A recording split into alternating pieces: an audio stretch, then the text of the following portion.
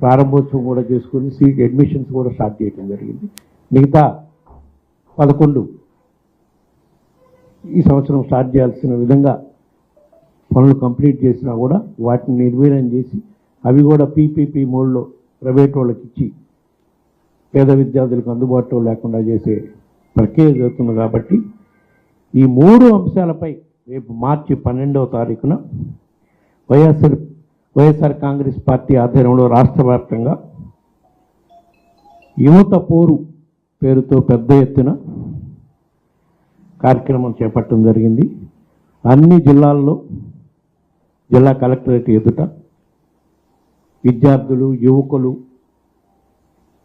అందరినీ సమీకరించుకొని మన పార్టీ నాయకులు, కార్యకర్తలు పెద్ద ఎత్తున ధర్నా కార్యక్రమం చేసి జిల్లా కలెక్టర్కి విజ్ఞప్తి పత్రాలు అందజేసే కార్యక్రమం తలపెట్టారు మన పార్టీ అధ్యక్షుడు జగన్మోహన్ రెడ్డి గారు. దీన్ని పెద్ద ఎత్తున విజయవంతమయ్యేటట్టు ప్రతి ఒక్క కార్యకర్త ముందుండి 2 రోజుల ముందు నుంచే ప్లాన్ చేసుకొని ఎక్కడెక్కడ విద్యార్థులు ఉన్నారు వాళ్ళందరూ కూడా స్వచ్ఛందంగా ఈ కార్యక్రమంలో పాల్గొని ఈ కార్యక్రమం పెద్ద ఎత్తున విజయవంతమయ్యేటట్టుగా చూడాలని చెప్పి ఈ సందర్భంగా అందరికీ విజ్ఞప్తి చేస్తున్నాం. ఇందులో 3 అంశాల్లో ప్రధాన అంశం ఫీజు రీఎంబర్స్మెంట్. గత 3 క్వార్టర్స్ నుంచి 3 త్రైమాసిక మాసాల నుంచి ఫీజు రీఎంబర్స్మెంట్ ఆపేసినందువల్ల విద్యార్థులు అసలు వాళ్ళ పరిస్థితి అగమ్య గోచరముగా తయారయ్యే పరిస్థితికి వచ్చింది. ఎందుకంటే యాజమాన్యం వాళ్ళని సర్టిఫికేట్ లేకుండా కాలేజీ నుంచి బయటికి పంపే పరిస్థితి వస్తే వాళ్ళు పోయి ఈరోజు వ్యవసాయం చేసుకొని కూలి పనులకు పోయే పరిస్థితి ఈరోజు రాష్ట్రంలో ఉంది. దీన్ని తక్షణమే రాష్ట్ర ప్రభుత్వం దిగొచ్చి మన పోరు తర్వాత అయినా దిగొచ్చి వాళ్ళకి ఫ్రీ రీయింబర్స్మెంట్ ఇచ్చే విధంగా మన పోరు యువత పోరు పెద్ద ఎత్తున విజయవంతం చేయాల్సిన అవసరం ఉంది. ఎందుకంటే స్వర్గీయ రాజశేఖర రెడ్డి గారు ఉమ్మడి ఆంధ్రప్రదేశ్ రాష్ట్రం ఉన్నప్పుడు స్టార్ట్ చేసిన పథకం ఈ పథకం,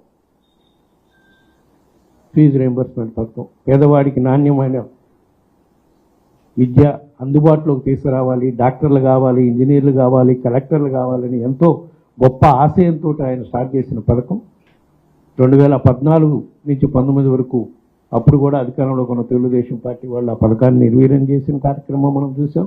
మళ్ళా వైఎస్ఆర్ కాంగ్రెస్ పార్టీ అధికారంలోకి వచ్చినాక స్వర్గీయ రాజశేఖర రెడ్డి గారు ఏ ఆశయంతో అయితే ఫీజు రీయింబర్స్మెంట్ పథకాన్ని స్టార్ట్ చేశారో దాన్ని ఎంతో గొప్పగా 2019 నుంచి 24 వరకు మన పార్టీ అధ్యక్షుడు జగన్మోహన్ రెడ్డి గారి ఆధ్వర్యంలో రాష్ట్ర వ్యాప్తంగా అమలు చేశాం. కాబట్టి ఈరోజు ఎంతోమంది యువకులు ఇంజనీర్లు, డాక్టర్లు అయ్యే పరిస్థితి ఈరోజు రాష్ట్రంలో వచ్చింది అని చెప్పి సందర్భంగా తెలియజేసుకుంటున్నాం.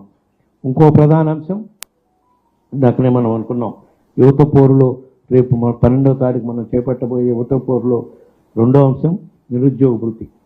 కూటమి ప్రభుత్వం అఫ్కోర్స్ 2014లో కూడా చెప్పారు, మళ్ళా 2024లో కూడా చెప్పి నిరుద్యోగ యువకుల్ని ఏ విధంగా మోసం చేశారో, దానివల్ల వాళ్ళు ఎంత నష్టపోతున్నారో అనేది రాష్ట్ర వ్యాప్తంగా నిరుద్యోగ యువకుల్లో చైతన్యం తీసుకురావడం కోసం అప్పుడైనా ఈ ప్రభుత్వం కళ్ళు తెరిచి, ఎందుకంటే ఇప్పటి వరకు పోయిన బడ్జెట్లో పెట్టలేదు, ఇప్పుడు ఈ బడ్జెట్లో కూడా నిరుద్యోగ భృతికి 3,000 రూపాయలు ఇస్తామని చెప్పి వాళ్ళు మేనిఫెస్టోలో చెప్పి ఎల్లో మీడియా రాష్ట్ర వ్యాప్తంగా ఎలక్షన్ల ముందు వదలగొట్టడం జరిగింది.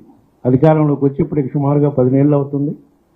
ఈ రోజుకి ఎక్కడా కూడా ఒక నిరుద్యోగ భృతి లేదు, అదేవిధంగా ఉద్యోగాలు ఇచ్చే ఆలోచన కూడా అసలు చేసే పరిస్థితి ఈరోజు కూటమి ప్రభుత్వం లేదు. కాబట్టి దీనిపై కూడా పెద్ద ఎత్తున ఉద్యమించాల్సిన అవసరం ఉంది. కాబట్టి ఈ 12వ తారీఖు జరిగే కార్యక్రమంలో ఇది కూడా ఒక ప్రధాన అంశం అని చెప్పి ఈ సందర్భంగా తెలియజేసుకుంటున్నాం. మూడవ ప్రధాన అంశం మెడికల్ కాలేజీ.